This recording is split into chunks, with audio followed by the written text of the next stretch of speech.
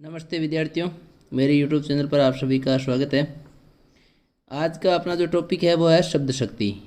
कक्षा 12th के हिंदी अनिवार्य के विद्यार्थियों के लिए ये टॉपिक है और 2 अंक का प्रश्न आएगा आपके बोर्ड एग्ज़ाम में, वार्षिक एग्ज़ाम में। तो बहुत आसानी से यहाँ पर इस वीडियो में हम समझेंगे कि शब्द शक्ति किस प्रकार से बहुत ही सरलता से हम 2 अंक प्राप्त कर सकते हैं। चैनल पर नए तो ज़रूर सब्सक्राइब करें और अधिक से अधिक विद्यार्थी तक शेयर करें। कमेंट करके अपनी राय ज़रूर दें, लाइक भी करें।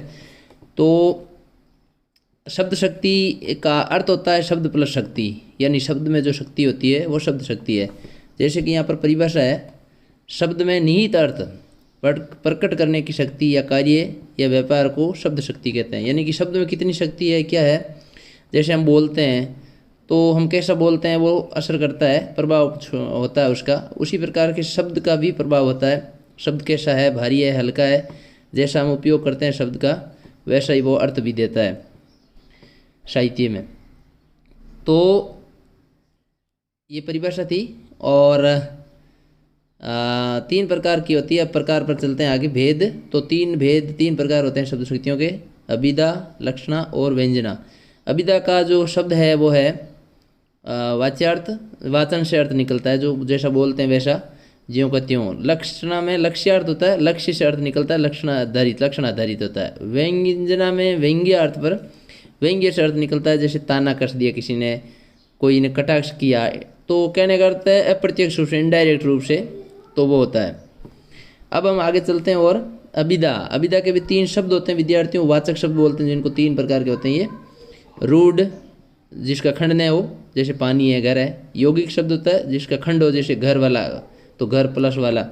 योग रूढ़, जैसे कोई किसी एक के लिए योग हो जाता है, रूढ़ बन जाता है, वो रूढ़ी बन जाती है। जैसे नीलकंठ शिव के लिए, वीणा पाणी माँ सरस्वती के लिए है, उसी प्रकार से। तो योग रूढ़ जो योग से बने वो किसी एक के लिए प्रसिद्ध हो गए हो।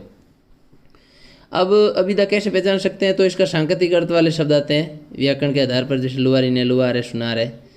व्यवहार के आधार पर गाय को लेने कोई जा रहा है, आ रहा है, तो बच्चा उसे कहेगा कि ये गाय है, यानी कि सीधा सा अर्थ है वो कि गाय है। व्यवहार के आधार पर, वाक्य विशेष के आधार पर, ज्ञात अर्थ वाले पद से अज्ञात वाले पद तक पहुँच, जैसे उमापति से शिव तक, तो वहाँ पर भी आपके अभिधा। विवर्ती वाक्य होती है, जैसे नीला कंठ है तो नीला है कंठ जिसका, शिव। उपमान है, राम भीम के समान खाता है, ऐसे। कौश है, निर्जनों ने विजय पाई। आप्त वाक्य है, बालक चित्र में राम को देखकर कहता है कि वह राम है, तो ये मतलब वो सीधा देख के बता सकता है। प्रसिद्ध पद सानिध्य है, जैसे कमल पुष्प पर मधुकर मंडरा रहे हैं, तो ये बोल के भी हम उसका अर्थ जान सकते हैं कि ये अभिधा है। तो अभिधा का अर्थ है जो बोलते हैं जैसा अर्थ है वैसा वही अर्थ रखा जाता है। ये बीच में थोड़ा सा पेज चेंज हो गया, एक बार हम आगे चलते हैं। लक्षणा दूसरी है। लक्षणा तो रूपक अलंकार जहाँ होता है वहाँ पर लक्षणा शब्द शक्ति होती है, ये भी एक महत्वपूर्ण चीज़ है। लक्षणा की परिभाषा होती है लक्ष्यार्थ प्रकट हो जहाँ पर, तथा वाच्यार्थ बाधित हो, उसे कहते हैं लक्षणा शब्द शक्ति। यानी जहाँ पर लक्ष्यार्थ प्रकट हो तथा वाच्यार्थ बाधित हो तो उसे लक्षणा शब्द शक्ति कहते हैं। इसके भी 2 भेद हैं। रूढ़ा लक्षणा जो परंपरा पर आधारित होती है, रीति पर, जैसे राजस्थान जाग उठा, कश्मीर रक्त में डूब गया, इंग्लैंड की पारी से हार गई, तो ये रूढ़ा है, परंपरा पर आधारित है। प्रयोजनवती लक्षणा का अर्थ होता है कारण हो। प्रयोजनवती का मतलब है कारण जहाँ उपस्थित हो। प्रताप घाटी के शेर थे तो कोई कारण था तभी शेर थे। वे तो गद्दा है तो कुछ लक्षण है या कारण है कि गद्दा है। शिवाजी शेर थे तो कुछ कारण था। कारण क्या था कि वो वीरता, साहस, हिम्मत थी उनके अंदर। तो इस प्रकार वाच्यार्थ है या नहीं के आधार पर भी 2 भेद है, उपादान लक्षणा और लक्षण लक्षणा। तो उपादान लक्षणा में जहाँ लक्ष्यार्थ के साथ साथ वाच्यार्थ भी शामिल है, जैसे खाकी वर्दी आ रही है, तो खाकी वर्दी मतलब पुलिस आ रही है, तो ये भी है। 2 बंदूकों ने सारे गांव को लूट लिया, तो 2 बंदूकें उसमें शामिल है, यानी 2 बंदूकधारी आदमियों ने सारे गांव को लूट दिया, तो उपादान लक्षण है। हाथ पैर बचाते हुए काम करो, है ना, तो इसमें अपना हाथ पैर भी शामिल है, यानी कि अपने अंगों को बचाते हुए काम करना चाहिए। अब लक्षण जिसमें वही है जो लक्षणा के उदाहरण है, केवल लक्ष्यार्थ होता है इसमें। जैसे राजस्थान है, जाग उठा, भाई बालक सिंह है, वो तो नीरी गाय है, नहीं सॉरी नीरी गाय नहीं, दोनों घरों में लड़ाई है, ये जो उदाहरण है ना वो लक्षणों पर आधारित है। भाई ये बालक सिंह है तो बालक में गुण है ऐसे कि वो सिंह है, लक्षण ऐसे हैं। राजस्थान जागूटा मतलब राजस्थान की जनता जागूटी। दोनों घरों में लड़ाई है, तात्पर्य है भी दोनों घरों में कोई पत्रों में लड़ाई नहीं है। कहने का मतलब दोनों घरों के परिवारों में लड़ाई है या आदमियों में, इंसानों में लड़ाई है, तो लक्षणों पर आधारित है। इसी प्रकार से अब अगली है व्यंजना शब्द शक्ति, जहाँ वाच्यार्थ और लक्ष्यार्थ दोनों को छोड़ करके या दोनों बाधित हो तथा व्यंग्य के आधार पर या व्यंग्य के द्वारा अर्थ लिया जाता है, उसे व्यंजना शब्द शक्ति कहते हैं। यानी कि व्यंजना शब्द शक्ति में विद्यार्थियों लक्षण लक्ष्यार्थ और वाच्यार्थ दोनों ही बाधित होते हैं और कोई तीसरा अर्थ निकलता है, अन्य अर्थ निकलता है, तो वह व्यंजना शब्द शक्ति होती है। दो भेद है इसके, शाब्दी व्यंजना और अर्थी व्यंजना। शाब्दी व्यंजना जहाँ शब्द से व्यंग्यार्थ प्रकट हो तो उसे कहते हैं शाब्दी व्यंजना। यानी जहाँ शब्द को हटाकर कोई दूसरा शब्द पर्याय रख दिया तो रख देने से यदि व्यंग्यार्थ नष्ट हो जाता है तो वहाँ शाब्दी होती है। कहने का मतलब जैसे शब्द हटा के दूसरा रख दिया और व्यंग्यार्थ नष्ट हो गया तो इसका मतलब शाब्दी है, क्योंकि उसी शब्द में शाब्दी है। और व्यंग्यार्थ नष्ट नहीं हुआ तो इसका मतलब शाब्दी नहीं है। आरती व्यंजना, जहाँ अर्थ से व्यंग्यार्थ प्रकट हो तो उसे आरती व्यंजना कहते हैं। शब्द का पर्याय रखने पर भी व्यंग्यार्थ बना रहे, तो वहाँ ऊपर वाली में पर्याय रख देने से व्यंग्यार्थ नष्ट हो जाए तो है, और यहाँ पर आरती में शब्द का पर्याय रख देने पर भी व्यंग्यार्थ बना रहे, इसका मतलब वो शब्द के अर्थ आधार पर है, तो वहाँ आरती व्यंजना होती है। शाब्दी व्यंजना का उदाहरण है जैसे कौन तुम मैं घनश्याम,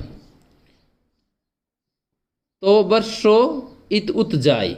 अब घनश्याम की जगह यदि कृष्ण शब्द रख दिया जाए तो व्यंग्यार्थ नष्ट हो जाएगा, शाब्दी व्यंजना नहीं होगी, क्योंकि कृष्ण नहीं बरस सकते ना। घनश्याम का मतलब बादल है, हाँ दूसरा अर्थ कृष्ण है, लेकिन घनश्याम होगा तो ही हम वो कह सकते हैं वर्षो इत। अब कृष्ण होगा, यहाँ पर कृष्ण रख दिया जाएगा तो फिर शाब्दी नहीं होगी।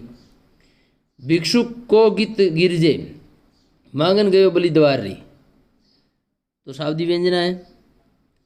पशुपाल कित गयोरी, अब पशुपाल की जगह यदि शिव रख दिया जाए, पशुपाल कित गयोरी यमुना तट पे धेनु चरा रही हो, तो शिव रखने से व्यंग्यार्थ मर जाता है, तो वहाँ नहीं होगी शाब्दी व्यंजना।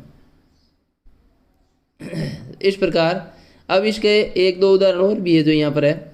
जैसे यहाँ है शाब्दी व्यंजना, चिर जोरी जोरी जोरी जुरे क्यों न सने गंभीर, को घटी वर्ष भानुजा वे हलदर के वीर। तो यहाँ राधा और कृष्ण की जोड़ी बिहारी के दवा है, कह रहे हैं कि भी राधा और कृष्ण की जोड़ी क्यों न जुड़ी रहे, हमेशा अमर रहे, और दोनों के बीच में जो प्रेम है वो हमेशा इसी प्रकार से रहे, प्रेम बना रहे, कभी कम नहीं हो। अब यदि इसकी जगह गाय और बैल रख दिया जाए तो फिर उसका जो है वह शाब्दी नहीं होगी, यानी राधा और कृष्ण शब्द ही रहना चाहिए तो ही उसका अर्थ निकलेगा। बलराम का वीर ऐसा रखेंगे तो फिर जो है वो उसका अर्थ निकाल नहीं सकते। तो इस प्रकार शाब्दी में श्लेष अलंकार भी होता है, जहाँ श्लेष होता है वहाँ पर शाब्दी भी होती है। आरती व्यंजना एक उदाहरण ये और भी है। शाम के 7 बज गए, कई अर्थ होते हैं, संध्या हो गई है ना, पूजा का समय हो गया, घूमने का समय हो गया, मंदिर जाने का समय हो गया, गाय दूने का समय हो गया, तो ये इस प्रकार है। तो कहने का अर्थ है कि शाब्दी और आरती को आपको सही ढंग से समझना है। यहाँ पर स्पष्ट परिभाषा है कि जहाँ शब्द से व्यंग्यार्थ प्रकट हो, शब्द को हटाकर उसका पर्याय रख देने से व्यंग्यार्थ नष्ट हो जाए तो वहाँ शाब्दी होती है, और व्यंग्यार्थ बना रहे तो वहाँ पर आरती व्यंजना होती है। मिलते हैं अगले वीडियो में, तब तक के लिए जय हिंद जय भारत, थैंक यू।